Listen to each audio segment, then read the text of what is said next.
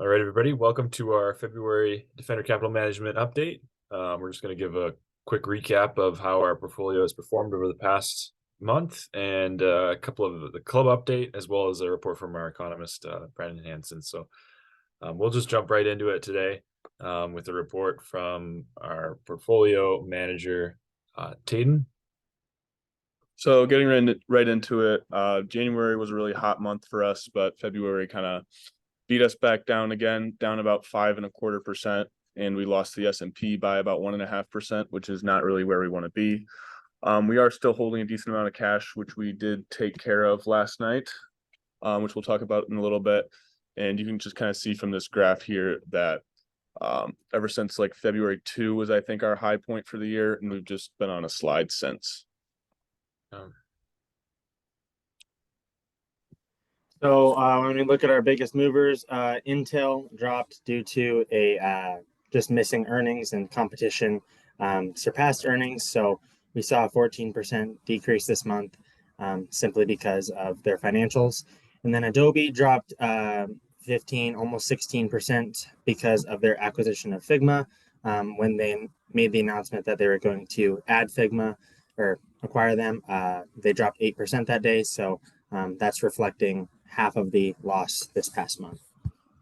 Yeah, they were also that acquisition is under pressure from regulatory agencies, so hopefully it goes through without a hitch, but we'll see. So looking at Google stock, they took quite a bit of a slide. As you may have heard, Microsoft acquired 49% stake in ChatGPT, and they're working to integrate that into Bing to make a AI-driven search engine. And a lot of people are really optimistic about this.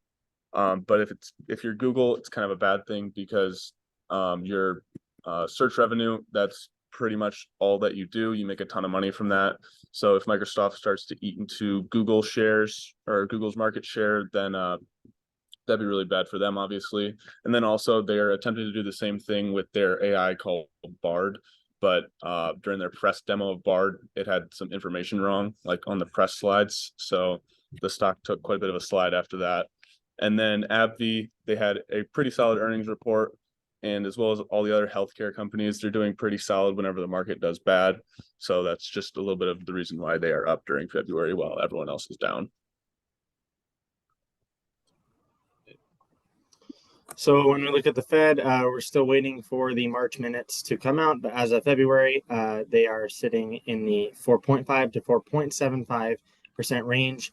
And March is expected to raise it to that 4.75 to 5% range, 0.25% markup following the same trend of January and February.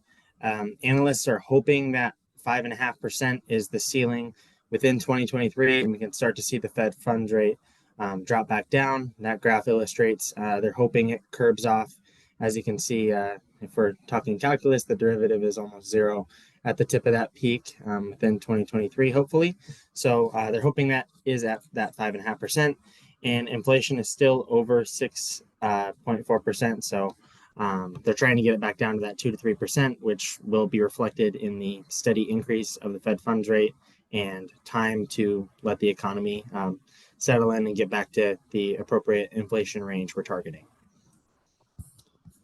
So as we look at the jobs report, still waiting on March figures to come out, but within February, it is at the 60-year low still, or 0.1 above the 60% low, which was in January. So it has raised 0.1% to the 3.6. And unemployment is, as you can tell, from 3.5 to 3.6, approaching 4%. Some of the analysts that I have read are projecting a 5% by end of year, and this is due to larger amounts of personal debt and other just economic issues that we have never experienced because of COVID. All right, moving on to our club update. I mentioned last night that we did take care of some cash. One of those things that we bought is PayPal. I'm sure you've used at least something like Venmo, who's owned by PayPal, but PayPal is just kind of a big online, kind of think of it as a credit card company for online businesses when they're trying to sell stuff. They got their own closed loop system, which means they get all the commissions from sales online.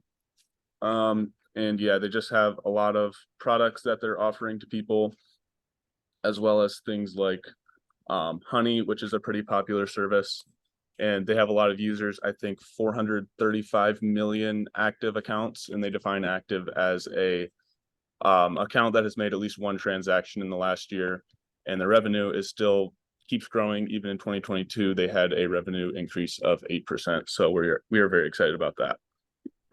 Yeah, and Nice is a smaller company. It's based out of Israel. It's an Israeli consulting company, so they build out software products for different all kinds of different businesses and institutions. So they're a very interesting company. They've generated a pretty high ROE and ROA over the past several years, and we're pretty excited about them as well. We truly believe that they're one of the best in sector. So we're pretty excited about Nice as well. We also get some international exposure that we've been missing a little bit in the past year or so. So we're pretty excited about Nice too. These are both obviously players in the information technology space, which we've been kind of targeting over the past 2 months for more investment because we were so underweight coming into 2023. So we're pretty excited about these two purchases. You should see some purchase reports hitting your desk soon. But yeah, so that's we're heading into spring break now for the next 2 weeks. And then we'll be back for 2 meetings in the end of March. So we're excited about where we're at as a club and looking forward to the future. So thanks for watching.